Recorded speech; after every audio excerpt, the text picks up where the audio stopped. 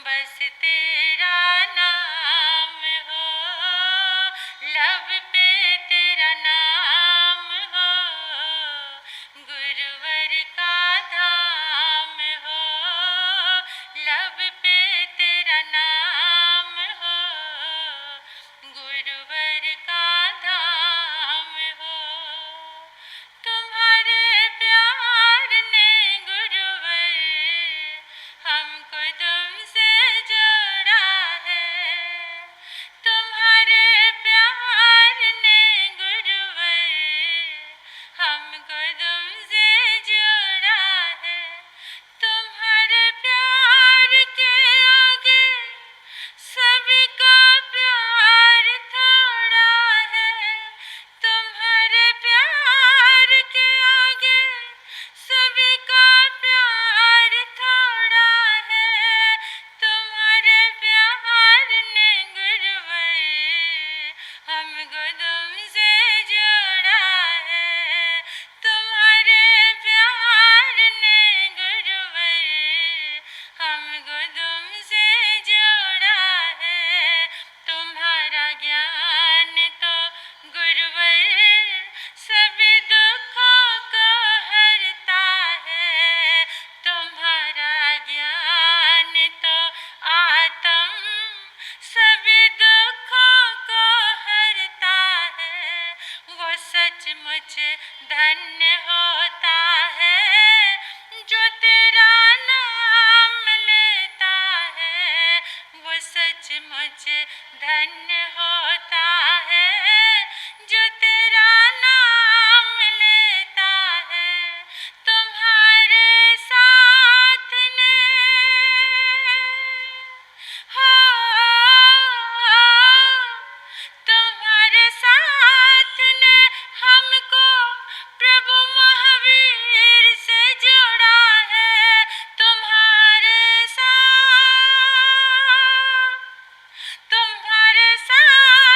ने हमको प्रभु महावीर से जोड़ा है। तुम्हारे प्यार ने गुरुवर हमको तुमसे जोड़ा है, तुम्हारे प्यार ने गुरुवर हमको तुमसे जोड़ा है। सौभाग्यशाली हैं, आत्म दरबार में आए हैं। आत्म प्रभु की ऊर्जा के साथ साथ संत समागम जीवन का सबसे सुंदर और महत्वपूर्ण पल है। बाकी जिंदगी के सारे पल व्यर्थ, जो धर्म से जोड़ दिया वो पल तुम्हारे साथ हो गया, तुम्हारे साथ चल पड़ा, बस वही तुम्हारा अपना है, बाकी और कुछ भी नहीं है। तो आज थोड़ी सी बात कर जाएं चातुर्मास की। चातुर्मास आता है, बड़ा उत्साह और उमंग होता है। कुछ लोगों का प्रश्न होता है, युवाओं का, कि चातुर्मास क्या है, क्या है, किसको कहते हैं चातुर्मास? आप जानते हैं चातुर्मास क्या है? चातुर्मास, चतुर, चार, मास, महीने, 4 महीने का चातुर्मास। इन 4 महीनों में साधु साध्वी प्राचीन काल से ही, ये संस्कृति है भारत की, प्राचीन काल से ही साधु साध्वी 4 महीने एक जगह रहते हैं। और ये जो चातुर्मास होता है इसे वर्षाकालीन चातुर्मास कहते हैं। वैसे तो 3 चातुर्मास आते हैं साल के अंदर, लेकिन ये जो चातुर्मास है ये महत्वपूर्ण क्यों है? वर्षाकालीन चातुर्मास होने के कारण आचार्यों ने, भगवान ने, महापुरुषों ने एक विधान बनाया जीवन में संयम के लिए, जीवन में अहिंसा का पालन करने के लिए। क्योंकि जो चातुर्मास ये आषाढ़ और सावन, फिर उसके बाद आश्वज और कार्तिक, ये जो 4 महीने हैं ये 4 महीने वर्षा ऋतु के गिने गए हैं। और ये जो 2 महीने हैं इसमें तो बहुत वर्षा होती है, और जब वर्षा होती है, पहले का जो समय था, आज तो थोड़ा चेंज हो गया, लेकिन पहले का समय जो होता था, ऐसे चातुर्मास के इस तरीके से विधान नहीं होते थे कि बड़े बड़े संघ आते हैं, विनती करते हैं, और इतना ये इस तरह का कुछ बहुत दिखावा बढ़ गया है इस समय। पहले क्या होता था, चातुर्मास कहीं भी एक गांव में कच्चे मकान, कच्चा ही स्थान होता था, किसी भी गांव के नज़दीक साधु पहुंचा और वहां पर वर्षा ऋतु का आगमन हो गया तो चौमासा वहीं पर हो गया। आज तो लाइफस्टाइल हर चीज़ में चेंज हो गया है, इसलिए सारी चीज़ें बहुत अलग हो गई हैं। तो जिस समय वर्षा होती है, वर्षा में जीवों की उत्पत्ति ज़्यादा होती है, काई जो निगोद जिसको बोलते हैं, और कहीं भी छोटे छोटे पौधे अपने आप ही घास फूस उग जाता है, तो रास्ते क्या हो जाते थे, अवरुद्ध हो जाते थे, तो जीव हिंसा होती थी। जीव हिंसा के कारण ये विधान रखा गया। और देखिए और भी चीज़ों के कारण कि ये विधान हुआ, एक तो जीव हिंसा के कारण, ऊपर से हमारे स्वास्थ्य विज्ञान को लेकर भी यह चातुर्मास एक महत्वपूर्ण चीज़ है कि चातुर्मास में सभी धर्मों के साधु साध्वी एक जगह रहते हैं, आत्म संयम में रहते हैं, धर्म की आराधना करते हैं, और उसके साथ साथ ये जीव दया का पालन भी होता है, अपने आप पे संयम भी होता है, जीवों के लिए भी हम उपकारी बन जाते हैं, उनके लिए भी अहिंसा धर्म हमारे जीवन में आ जाता है। आप कहेंगे कि आजकल तो सड़कें पक्की हैं, लेकिन बरसात तो है ना, पक्की सड़कों में भी कहीं एक किनारे पर अगर पानी खड़ा हो जाए, वैसे तो पानी में चलना ही नहीं, उसके लिए साधु को एक जगह, लेकिन अब कुछ सनातन हिंदू धर्मों के संतों ने तो ऐसा कर लिया है कि 2 महीने का ही चातुर्मास करते हैं, 2 महीने के बाद वो जहाँ भी चाहें विचरण कर लेते हैं, चले जाते हैं। लेकिन जैन साधु साध्वी के लिए अभी भी 4 महीने का ही चातुर्मास है। अब एक बात और सामने आती है कि चातुर्मास में हरी सब्जियां खाने के लिए मना किया जाता है ना। चातुर्मास में हरी फल सब्जियां, पत्ते वाली सब्जियां, इनका सेवन नहीं करना। इसका लॉजिक क्या है, क्या लॉजिक है इसका? मतलब हिंसा ना हो, धर्म हो जाए, ऐसा सोचते हैं ना हम। धर्म तो होता ही है, लेकिन इसके साथ एक बहुत बड़ी बात ये भी है कि जो हरी सब्जियां होती हैं, वर्षा ऋतु में उन हरी सब्जियों के अंदर उसी रंग के कीड़े पैदा हो जाते हैं जो हमें नजर नहीं आते। हरी सब्जियों के अंदर उसी रंग के कीड़े पैदा हो जाते हैं, और आयुर्वेद के अनुसार, आयुर्वेद विज्ञान कहता है कि उस समय तुम हरी सब्जी का सेवन करते हो। स्वास्थ्य विज्ञान कहता है कि उस समय अगर तुम हरी सब्जी का सेवन करते हो तो तुम्हारे शरीर के लिए क्या है, नुकसानदेह है, पत्ते वाली सब्जियां। और जो पत्ते वाली सब्जी है, ये वर्षा ऋतु में हम उसको पचाने में भी ज़्यादा सक्षम नहीं होते, कठिनाई होती है। कारण मौसम में नमी होती है, और हमारे अंदर जो जठरा अग्नि, हमारे अंदर जठरा अग्नि है जो भोजन को पचाने का काम करती है, तो वो नमी के कारण जो जठरा अग्नि है वो मंद पड़ जाती है, पूरी तरह से काम नहीं करती। गर्मी में जठरा अग्नि ज़्यादा एक्टिव होती है, उस समय पानी की ज़्यादा ज़रूरत होती है। तो जो पत्ते वाली सब्जियां हैं उनमें पानी ज़्यादा है। इस समय मौसम में नमी होने के कारण हमें पत्ते वाली सब्जियों की आवश्यकता नहीं है, जिससे हमारा शरीर स्वस्थ रहे। ये आयुर्वेद विज्ञान ने हमें ऐसा लॉजिक दिया है। यानी दोनों चीजें देखो, धर्म भी हो रहा है, अहिंसा धर्म का पालन भी हो रहा है, और शरीर भी स्वस्थ हो रहा है। चातुर्मास में आयुर्वेद तो कहता है कि 12 ही महीने तुम्हें कौन सी सब्जी खानी चाहिए, कौन सा फल खाना चाहिए, कैसा अन्न खाना चाहिए। अन्न भी परिवर्तित होते रहते हैं, लेकिन आज हम क्या करते हैं, 12 महीने हर एक सब्जी और फल अवेलेबल है। वो हमारी सेल्फ सेटिस्फेक्शन है कि हमने बिना मौसम का फल खा लिया, अरे वाह, और वो भी इतना महंगा, क्योंकि हमारा लाइफस्टाइल बड़ा हाई है तो हम कोई भी फल खरीद के खा सकते हैं, हमारे पास पैसा पूरा है तो कितना भी महंगा है हम। लेकिन आप याद रखो, जो चीज जिस मौसम में आती है उसकी एनर्जी उसी मौसम में ही काम करती है। बाद में जैसे ही मौसम चेंज हुआ, भले ही आप उसको कितना ही प्रिजर्व करके रखो, भले ही आप उसको कितना ही कोल्ड स्टोरेज में रखो, लेकिन वो आपके शरीर के लिए अच्छा नहीं है। प्रकृति से खेलने लगा है इंसान, और जब खेलने लगा है अंगारे लेकर तो जलने लगे हैं हाथ, जलने लगा है जीवन। इतनी वैरायटी आज बढ़ गई है फिर भी इंसान इतना बीमार। और पहले थोड़ी सी चीजें होती थी और इंसान स्वस्थ रहता था, क्योंकि उन थोड़ी सी चीजों के प्रति ही इंसान की संतुष्टि रहती थी। आज जो सेटिस्फेक्शन है, संतुष्टि है, वो गायब हो गई है। जो भी जितनी चीजें, जितनी वैरायटी नजर आती है, मन करता है ये भी ले लो, वो भी ले लो, वो भी खा लो, ये भी खा लो, और शरीर को कितना नुकसान। इसलिए इस बात को भूल जाना कि हर मौसम में मिलने वाला कोई भी फल और सब्जी आपको ताकत देगा, आपको ताकत नहीं देगा। वेस्ट है, बिल्कुल वेस्ट। प्रकृति के अंदर कुछ ताकत है बनाने की, पकाने की, रस डालने की, और उस रस को आज इंसान ने अपने लालच के कारण खत्म कर दिया है।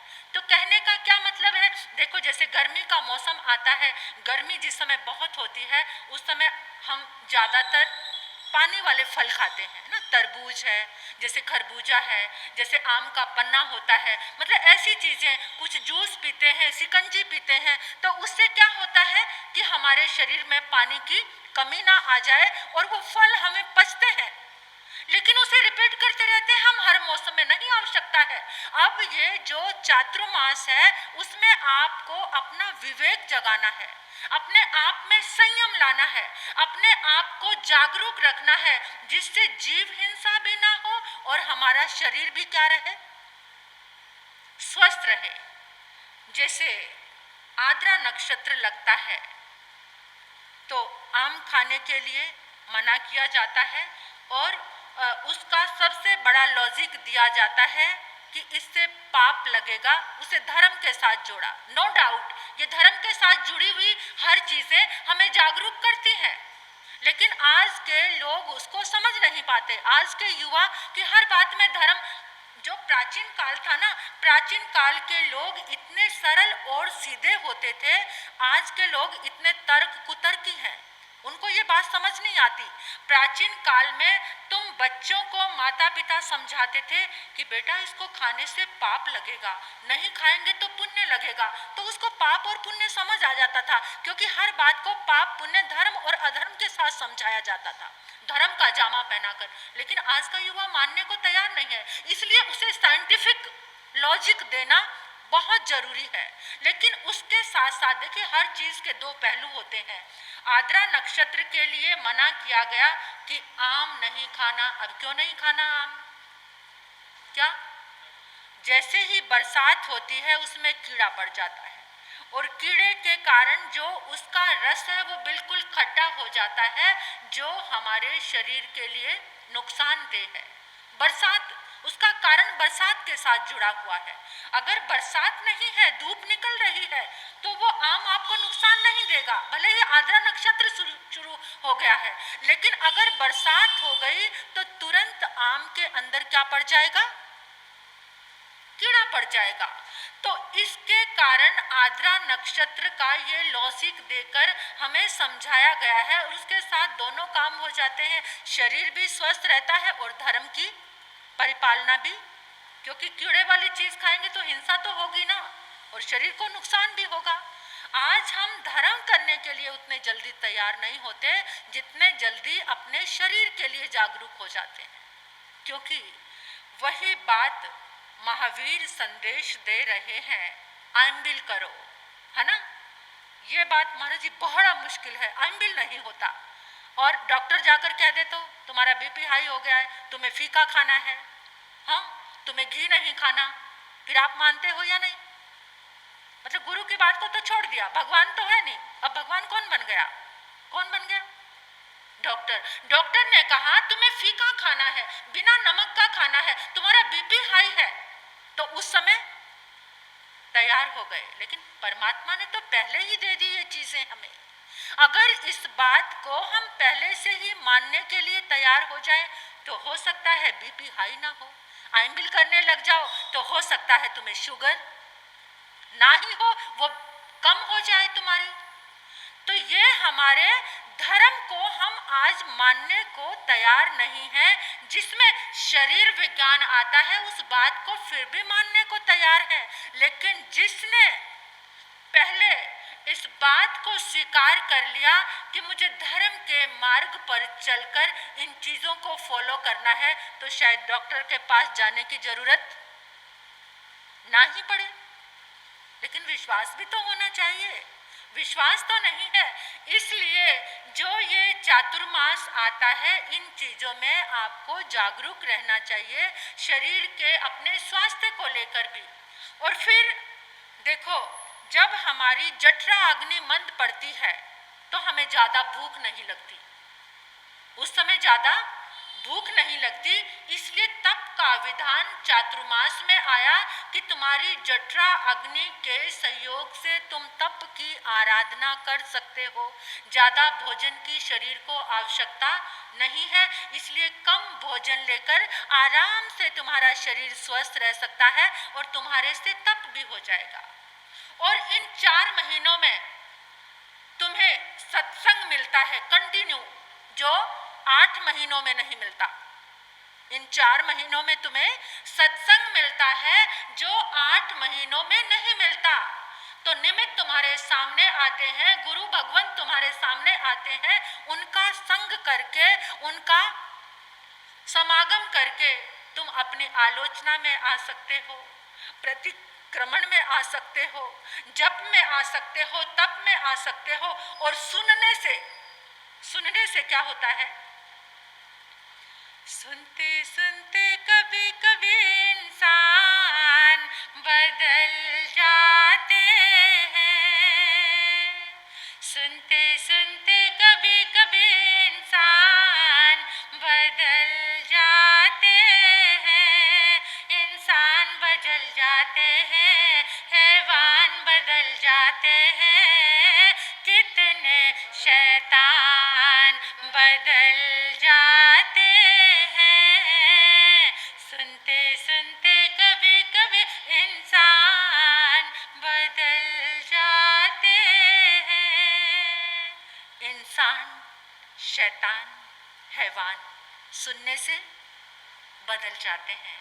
इसलिए इन 4 महीनों में संत समागम, इन 4 महीनों में जो प्राचीन हमारी परंपरा थी, किसान लोग बरसात के कारण खेतों में इतना काम तो होता नहीं था, तो वो भी क्या देखते थे, क्योंकि ये जो संस्कृति थी ही किसानों की। व्यापारिक वर्ग तो बहुत कम नजर आता था, लेकिन आज क्या है, व्यापारिक वर्ग ज्यादा है और किसान, इसलिए ये महंगाई बढ़ रही है। ये जो महंगाई का तांडव है ना, क्योंकि किसान कम हो गए हैं और व्यापारी वर्ग। लेकिन सोर्स तो कहाँ से चलता है? किसानों से ही चलता है ना। जिंदगी का जो सोर्स है, हमारा जो पेट जुड़ा हुआ है, अन्न के साथ जुड़ा है ये, और अन्न का सोर्स कौन है? किसान है। और किसान नहीं होगा तो अन्न, उस समय किसान लोग जो होते थे वो फ्री होते थे बरसात में, तो उस समय वो ज्यादा क्या सोचते थे, जहां पर भी संत हैं, संतों का समागम करते थे, सत्संग करते थे, धर्म की आराधना करते थे। आजकल तो पर्टिकुलर एक समाज बन गया है, समुदाय बन गया है, ये जैन समुदाय। पहले तो क्या होता था, जिस भी गांव में, आज भी कितने क्षेत्र ऐसे हैं कि जिस भी गांव में संत आए, 36 कौम वहां पर धर्म आराधना करने के लिए आ जाती थी। अपने पराये का कोई भेद नहीं था, संप्रदाय कुछ नहीं था, गुटबंदी कुछ नहीं थी, ये कोई भी चीजें नहीं थी। तो हर इंसान आकर संत के पास बैठकर शांति महसूस करता था। लेकिन आज कौन सा समागम करते हैं? थोड़ा सा भी टाइम मिला होता है, किसका संग चल रहा है आज? सत्संग कौन सा? संत सत्संग नहीं आजकल करना चाहिए, मोबाइल सत्संग, है ना, मोबाइल संग। संत का सत्संग आज किसी को प्रिय नहीं है। किसका संग प्रिय है ना? कितने लोग अभी भी बैठे, सुबह कोई व्हाट्सएप खोल के बैठे हुए होंगे, कोई फेसबुक खोल के। संतों के पास आने की फुर्सत नहीं, जहाँ से कुछ मिल जाए थोड़ा सा संग कर लें। अभी भी घर में बैठे हैं, क्या खोलकर? प्रवचन चल रहा है, लेकिन बेचारे आलस के मारे उबासियां ले रहे हैं, मोबाइल खोलकर बैठे हैं। क्या क्या मिल रहा है? संत की ऊर्जा में आकर इस चातुर्मास को सफल करो। इतना पाथे इकट्ठा कर लो जो 8 महीने तक। दूर जाते हो ना सफर करने के लिए, तो क्या लेकर जाते हो साथ में? कहते महाराज जी आजकल चेंज हो गया, कुछ भी साथ लेकर जाने की जरूरत नहीं है। कभी आएगा विषय, फोकस करना इस बात पर भी कि संग ले जाया हुआ अन्न और आज बाहर का खाया हुआ अन्न क्या कर रहा है हमारे साथ, कितना तांडव मचा रहा है हमारे अंदर, कितना कैसा जुनून जगा रहा है इस भौतिकता के लिए। पहले जाते थे पाथे लेकर, निश्चिंत रहते थे कि भोजन बनाकर लाए हैं, 2, 4, 6 दिन आराम से निकल जाएंगे, फिर कैसा भी रास्ता आ जाए। लेकिन आज नहीं जरूरत। बस एक छोटा सा कार्ड पॉकेट में लेकर जाते हैं, कैश भी लेकर जाने की जरूरत नहीं है। इतना आराम हो गया है। इस आराम से बेआरामी ज्यादा बढ़ गई है। जितना आराम हुआ है ना, ये आराम हराम हो गया है। देखा जाए तो, गहराई से सोचा जाए तो, वो घर का बना हुआ अन्न लेकर जाते थे, बड़े आनंद से सब मिल बैठ के खाते थे। और आज जब ऑर्डर करते हैं तो पहले लिस्ट लगी हुई देखते हैं, कितने की थाली है, क्या है, ये है, वो है। पहली टेंशन तो यहाँ पर क्रिएट करते हैं। लेकिन क्या दिखावे के लिए खाना है ना? दिखावा तो हर चीज में करना है ना, तो क्या है ये? तो इसलिए इन 4 महीनों में इतना पाथे इकट्ठा कर लो कि 8 महीने भी तुम उसको यूज करते रहो, उसकी एक्सरसाइज करते रहो, उसको आगे तक चलाते रहो। एक पल भी आप, समय की सुई कह रही है, गुन्नी जी महाराज साहब आपको फरमाएंगे। इसलिए बस इतना ही कहना है कि जाग जाओ, चातुर्मास आया है जगाने। दौलत के दीवानों सुन लो, एक दिन ऐसा आएगा। दौलत के दीवानों सुन लो, एक दिन ऐसा आएगा। धन दौलत और महल खजाना यहीं पड़ा रह जाएगा। अरे धन दौलत और महल खजाना यहीं पड़ा रह जाएगा।